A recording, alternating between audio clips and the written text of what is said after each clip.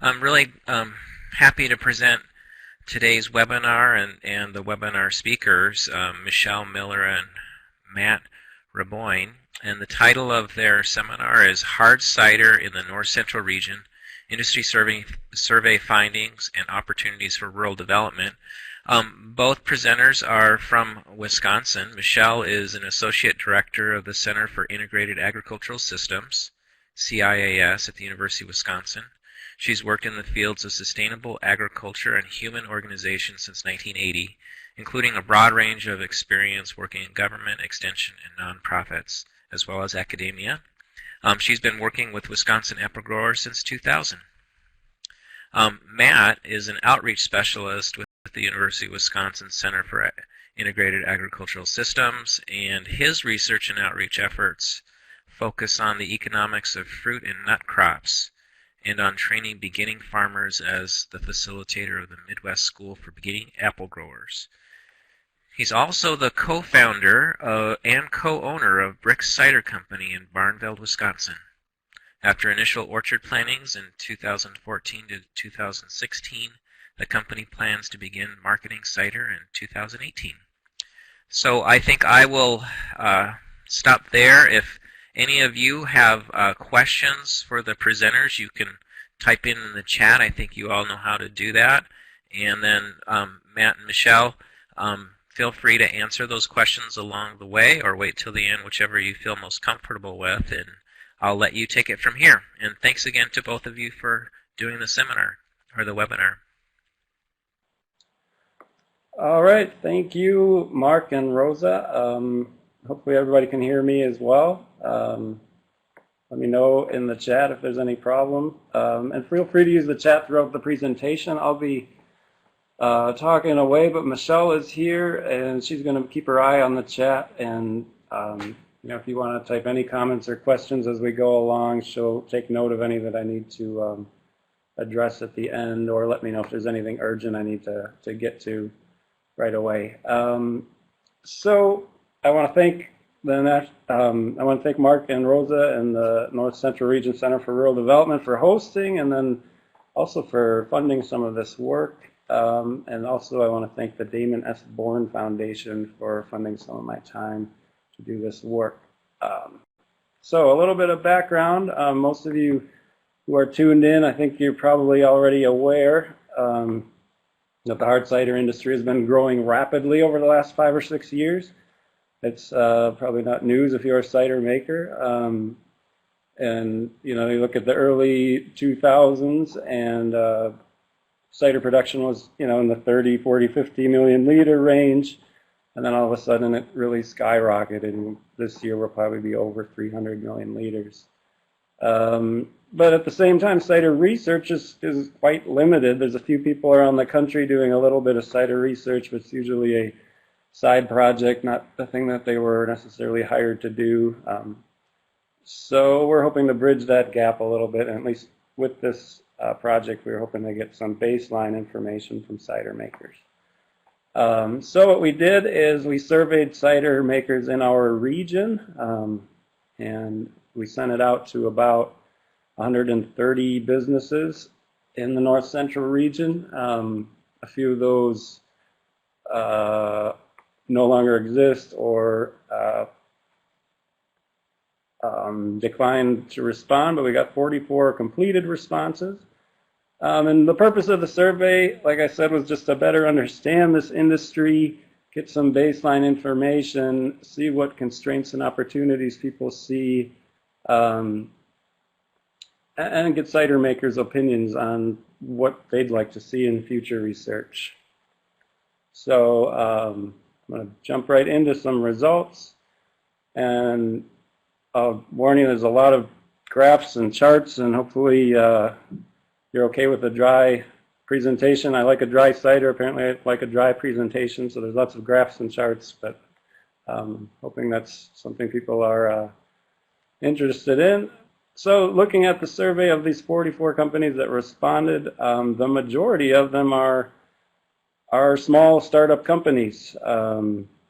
I think someone in the chat early on mentioned that they've been at it for 18 years, but they're really in the minority. If you look at this chart in the lower left or lower right, I mean, the vast majority of the companies started just in the last 6 years. And most of them are small. They're under $100,000 in sales last year. But there are a few that are growing, getting bigger. Most of them have not a whole lot of employees, being small, averaging about 4 employees total. But it's a growing industry. And if you look at this chart, what I ask people to do is just say, notice Mark's comment that he loves graphs and charts. Thank you, Mark. So I ask people to rate or to record their actual sales in 2013, 2014, 2015, and then their projected sales in 2016, 2017 to 2018. And you can see that it was more than a 6-fold increase just from 2013 to 2015. So in a 2-year period, these 44 companies grew 6 times. And they're projecting continued growth in the future, and those projections don't even include companies that may not exist yet, or that are in planning right now. And 74% of the respondents either agreed or strongly agreed that there's still substantial room for growth in the industry. And that little quote at the bottom left sort of characterizes that sentiment, saying, I don't see a whole lot of bottlenecks. That said, there was a minority of folks who were starting to feel concerned about increasing competition, and I'll get to that a little bit more in some future slides.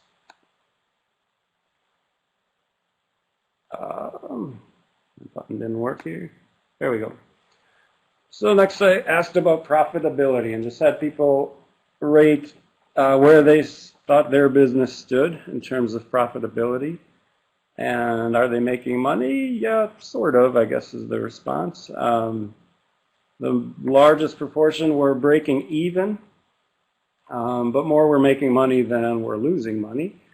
And again, the quote in the lower left says, I put that we were breaking even as a cidery. This is only because we've had to invest a lot of money into equipment in these first 2 years.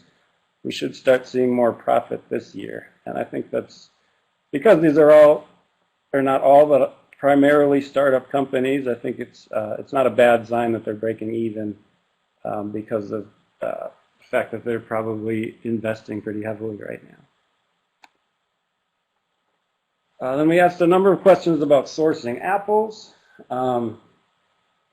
Since we are the Center for Integrated Agricultural Systems, we're interested in how this all ties back to agriculture and orchards and farmers.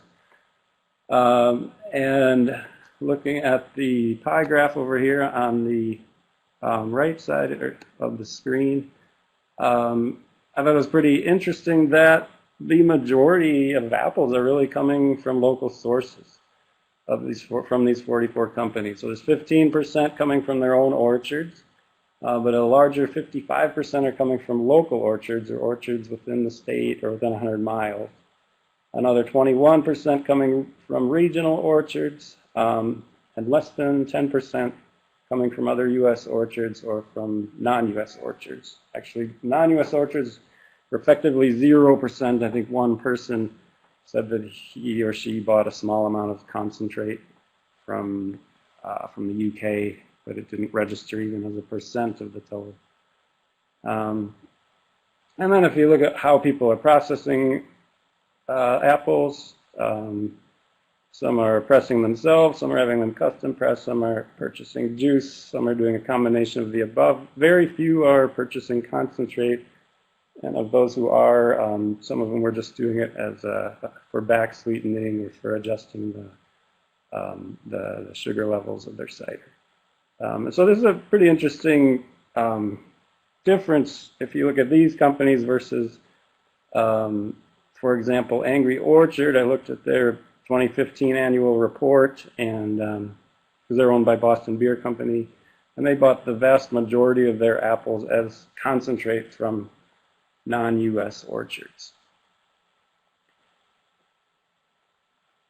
We then asked about importance of different factors in determining which fruit to buy. And you can see there's 5 that sort of stand out in the moderately to very important category, and those are the number one or the most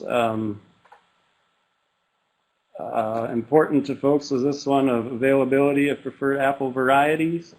That one popped out as people care about what apples they have, and that was their main priority. But very closely behind that was the location or source of the apples, followed by the kind of obvious one of price, and then personal relationships with growers and ease of negotiations were also important. So in short, what people seem to care about is getting the variety they want, getting it close by at a price that's reasonable from someone they know, and where the transaction is pretty straightforward. And then there were several that were sort of mid-tier in importance, like the story of the apples, the story of the orchard, the way the apples were grown, use of environmental, sustainable practices, year-round availability, and source traceability. These things were shown as somewhat important, but maybe not quite as much so as the others I previously mentioned. The only one where people didn't really seem to care at all was the cosmetic appearance of the fruit, so fruit scarring or blemishes. Yeah, obviously the consumer isn't going to see what the fruit looked like, and so why should cider makers care? I think that is some important environmental and orchard management ramifications. So if the fruit doesn't have to look good, growers can maybe have a higher tolerance for certain types of pest or disease, as long as they can keep their orchard productive and healthy. So then next I asked about prices paid for different kinds of apples. And I broke it into sort of three categories of apples. We have the common eating apples, so things like Red Delicious. We have dual purpose apples, so that's apples that maybe are a good eating apple or have other purpose, but they have some known cider qualities. The example I used there was Golden Russet. And then the last one was cider-specific apples, and really the differentiating factor with cider-specific apples is that they have tannins, which provide some bitterness or astringency that common eating apples or even most dual-purpose apples don't have. And really the range was pretty big when you got to the cider-specific apples. We had some people who were saying, I don't care what kind of apple it is, I'm going to pay $4 a bushel for whatever it is. Then there were others who were saying, I'm only going to pay a little bit for common eating apples, but I'll pay $20 a bushel, I'll pay $30, even $35 for cider-specific apples.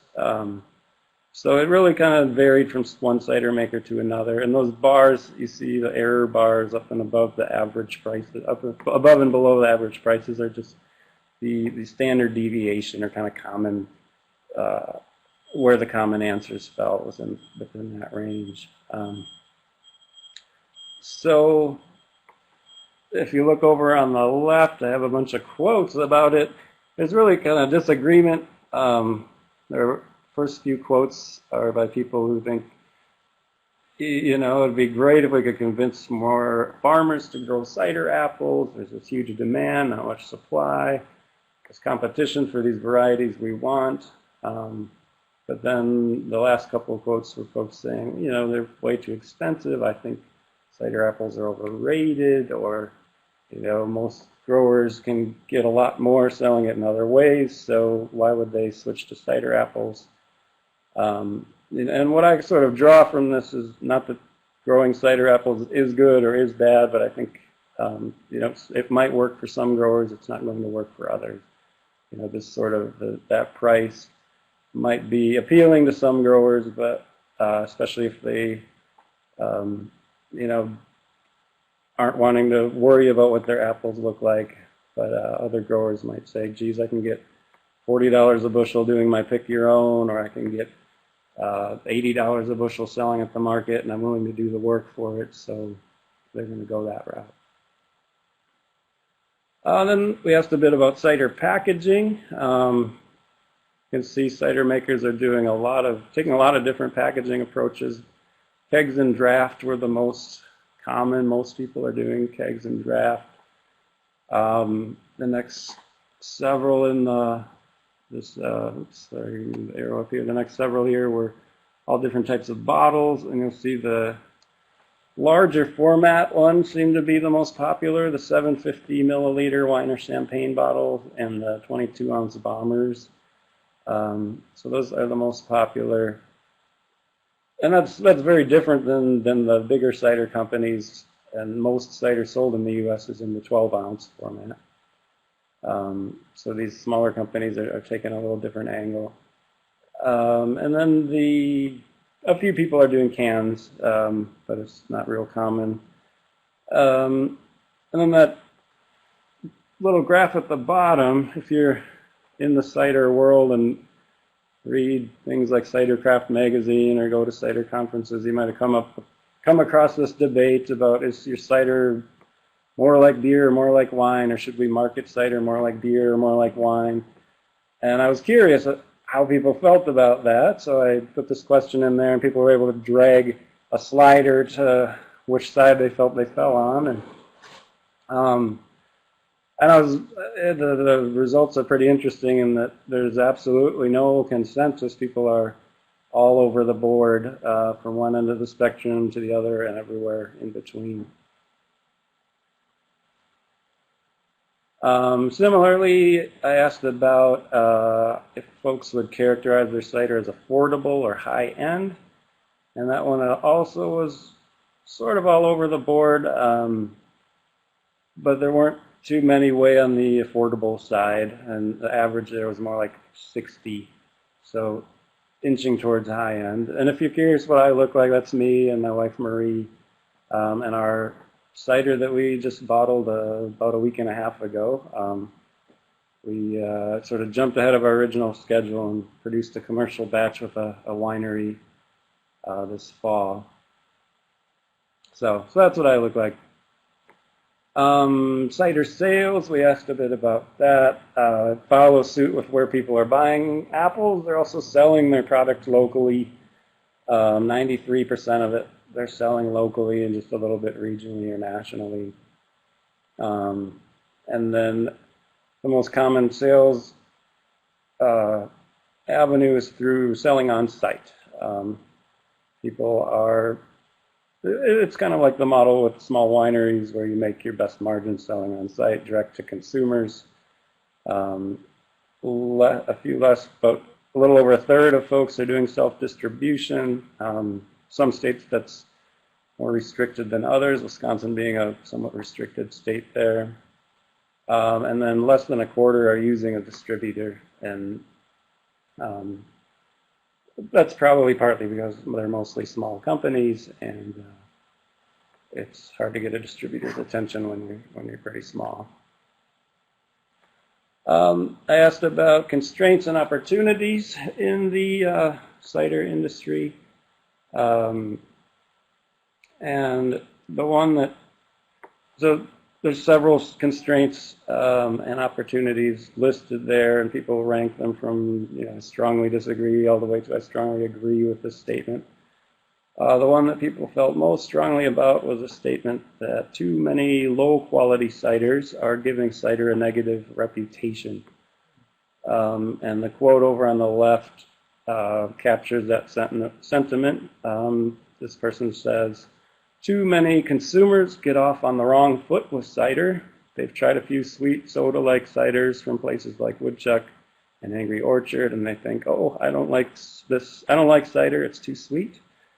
The adolescent branding from these companies further tarnishes cider's image, and ciders are often relegated to a junky corner of retail stores where craft beverage drinkers rarely venture. A couple other constraints were people tended to agree to their constraints, such as consumer awareness being limited, legal challenges can be constraints. Some folks are feeling increasing competition in the cider industry. And then as far as opportunities go, most people tended to agree that growing cider-specific apple varieties is a new opportunity for apple growers.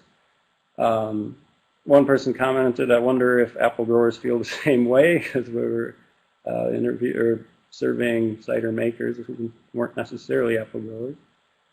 And then most people agreed that the cider industry is also increasing the value of eating apples that don't make the grade for fresh market sales. And that can be a good or bad thing depending on what side of the equation you fall on. And people ranked challenges in starting a cidery. The biggest challenge, or the one that stood out above the rest, was financing the cidery. And I'm dealing with that right now, and I can agree it's challenging. And then the other ones that sort of fell in that moderate to significant range were in the area of marketing and distribution. Folks tended to be struggling there more so than things like sourcing apples or finding equipment or dealing with legal barriers, etc. Another challenge I should mention that came up in comments, and it wasn't something I asked about or was aware of, but there were a couple of comments about sexism in the industry and inappropriate behavior among some men who are well known in the cider industry. And I wasn't sure how to deal with those comments, but it was, as someone coming into the industry, it was really disappointing to hear that kind of behavior is happening. So I want to be part of an industry that I'm proud of, and so I think it's appropriate not to pretend that's not there, and hopefully we can address it. Hopefully I'm addressing it appropriately here by at least exposing that it was a problem that people mentioned.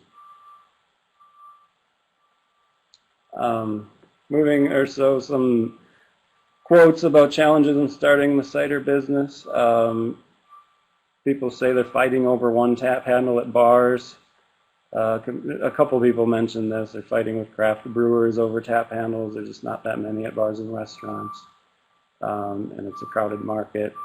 Cost and profitability, a number of people mentioned that, and the wholesale market. How do you make margins that you can live off of?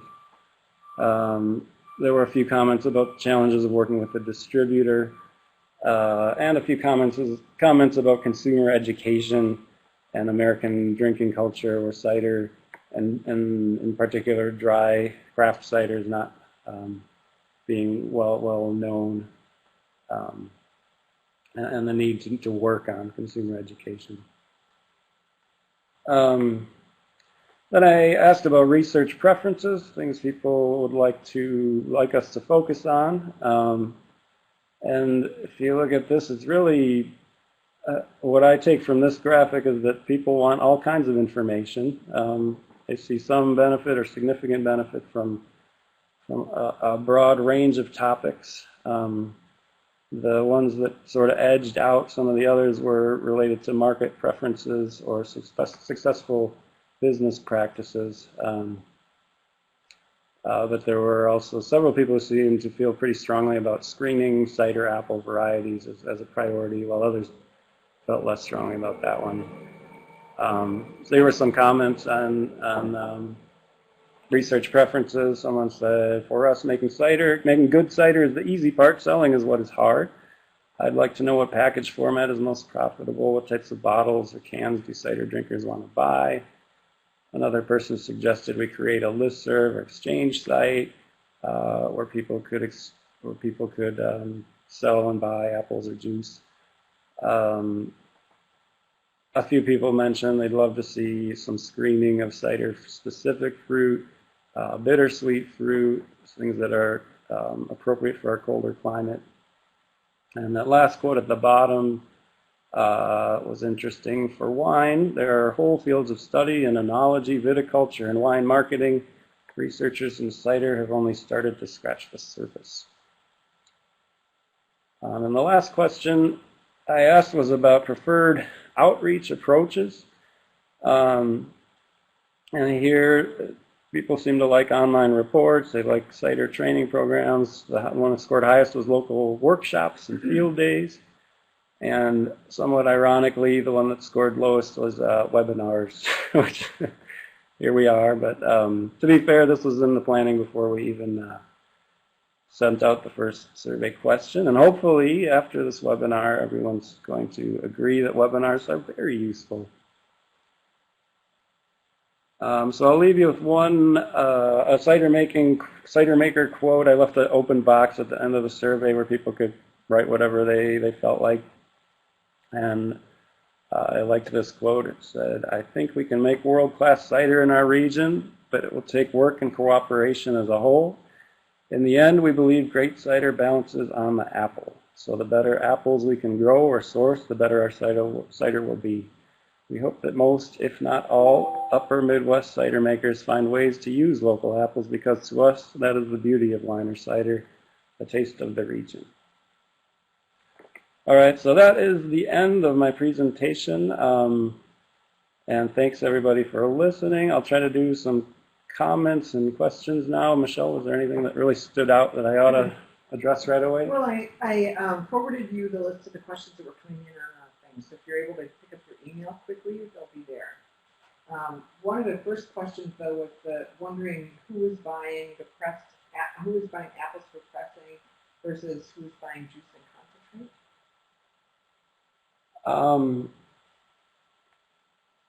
There were very few folks buying concentrate.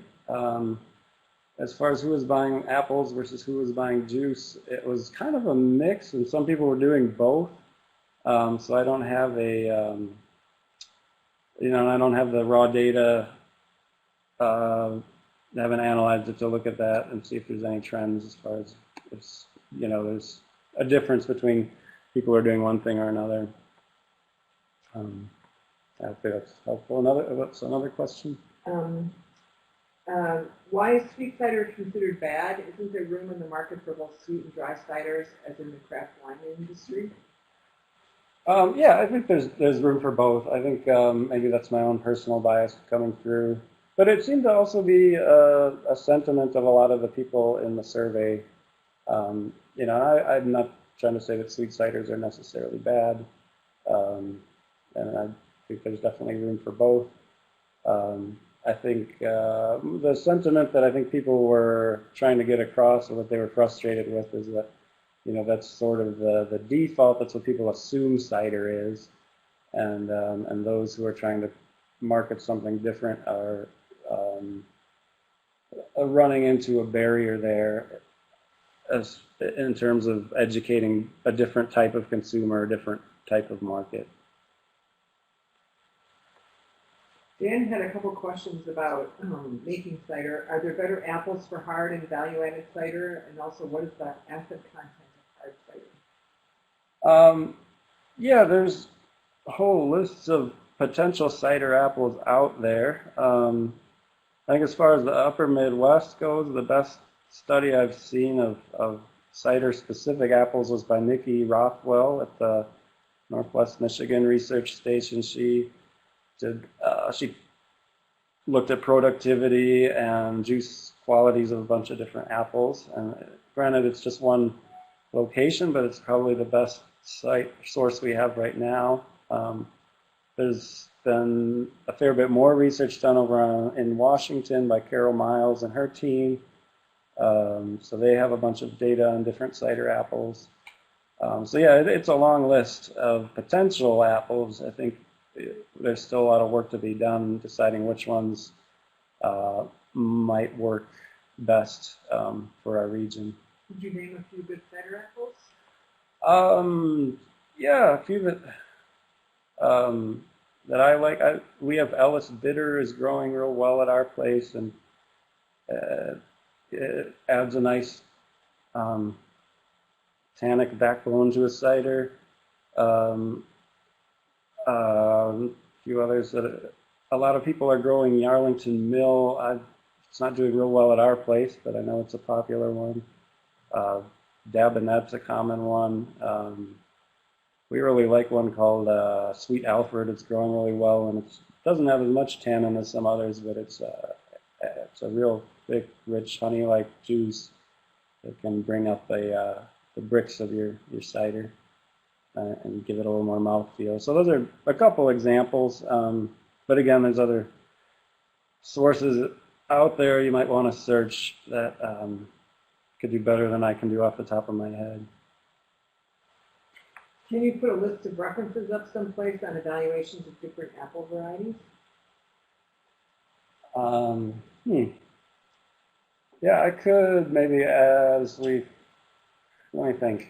Maybe something we could do is if you want to add your email to the chat, if anybody's interested, and I could send some of that out. I don't have it right here in front of me. It would take me a minute to look up. But yeah, I'd be happy to email some of that out to you, get you a couple sources. Other questions that came up? How big a factor is Brix ABV and how well cider will keep? Yeah, the stronger a cider, the more that alcohol is going to kill off anything that could spoil it or ruin it. So yeah, higher alcohol cider is a little more stable than a real low alcohol cider. But there's other factors at play too. The pH and acidity can,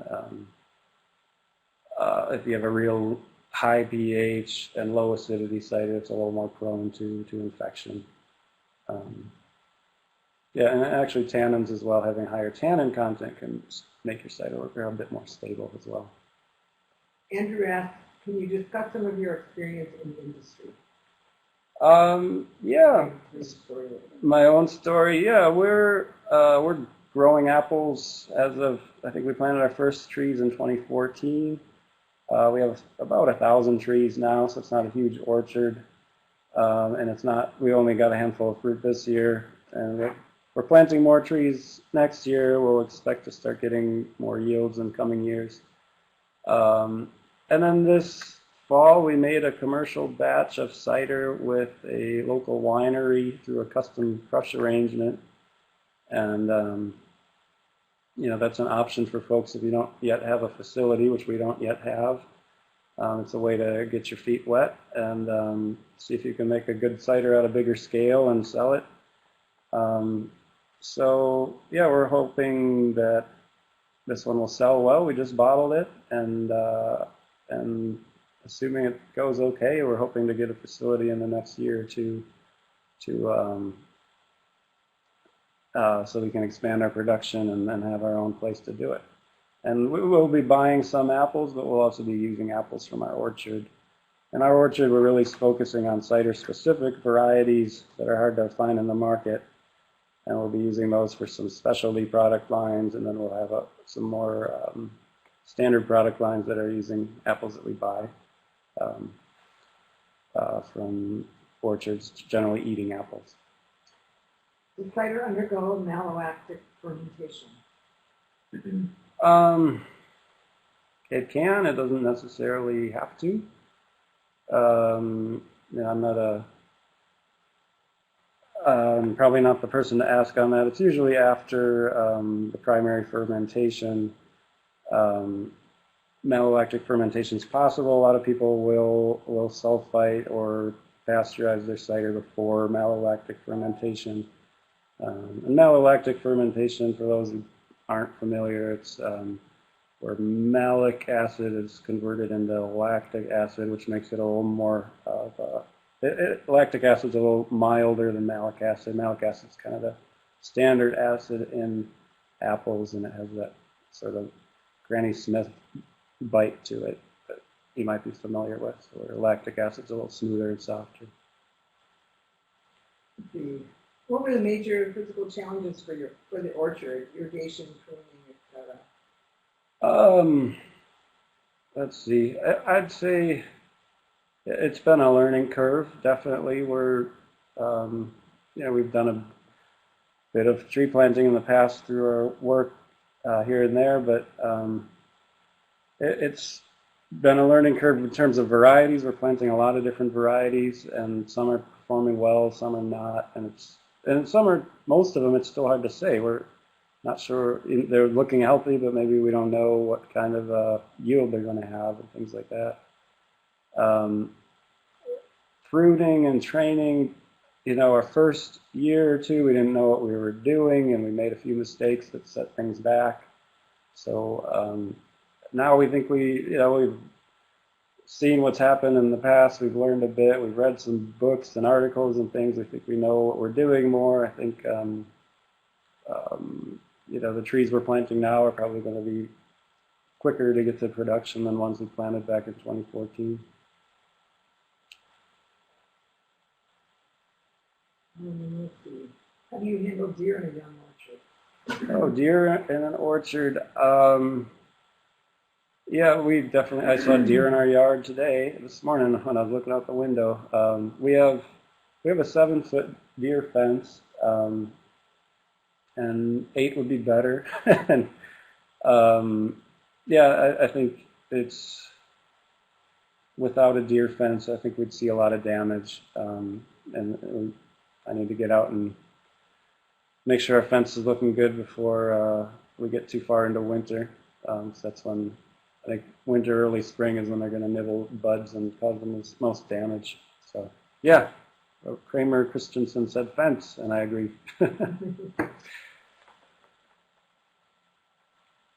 Is frost an issue in Wisconsin, and how might these risks affect the cider industry in your apple farm? Yeah, in Wisconsin, the frost had a variable effect. Some people got hit really hard. I know a few growers up in Eau Claire said they lost like 80% of their crop this year. And then other folks said they got a great crop, and the late frost really didn't hit them. It kind of depended what little microclimate you were in the state. Yeah, so there's definitely risk. I think our orchard is as at risk as any, and late frosts or that's a particularly big risk. Hail damage can be that can just destroy a crop where it's not even usable for cider anymore. So there's definitely risks there. I would say it's probably good for a cider business and planning to think about those and have some backup plans in place. Have a few potential suppliers of apples, not just one sole source.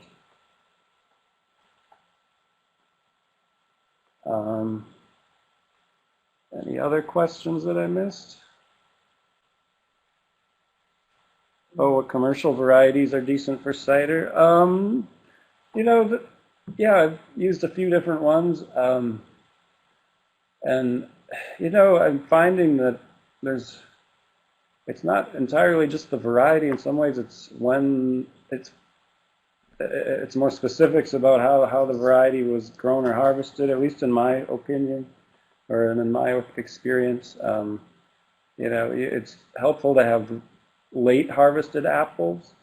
Give them a little extra time to develop higher sugar content. Most eating apples are picked when they're about 75% ripe, but it's nice with a cider apple to get closer to 100% ripe if you can. Of course, if you go too far, they start to drop and you lose a lot. So as far as varieties I like Honeycrisp.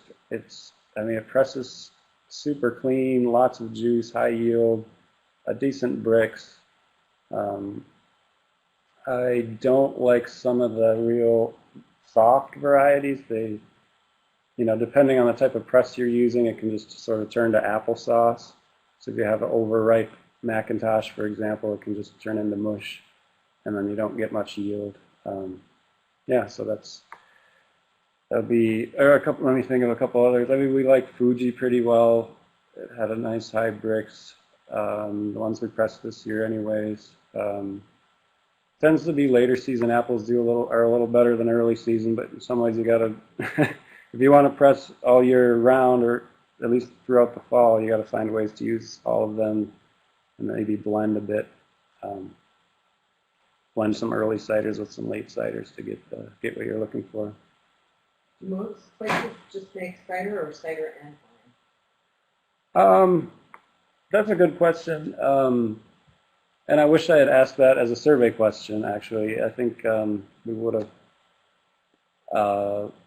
been able to pull some interesting information out of that. In sending out the survey, I looked up most of these companies' websites just to find contact information. And my sense is about a third of them are making wine as well. And most of the rest are just cider companies, but there are also a few that are doing beer and cider. That's a smaller number. It's a little more of a legal challenge, I think, to do both beer and cider, so you don't see as much of it. Or because wine is, or cider is often classified as a wine, and it's easier to get the right permits, and that can vary a bit by state too. Well, this is Mark. I think we're bumping up against our our time frame for doing the webinars, and I want to give people a chance to exit off if they need to. Is there another question that you can respond to and finish up, or are we good at this point? Yeah, I think we got to most of the questions. If anyone had anything urgent they wanted to type in that we missed, you could type it right away. We'll try to get to it. Otherwise, I think we're good. Yeah. Well, okay. Thanks for the great webinar, and really lots of questions, and so it was really fantastic. Thank you, Matt and Michelle, and thank you for the participants. And I think we can close off for today. All right. Thank you, Mark, and thank you, Rosa. And yeah.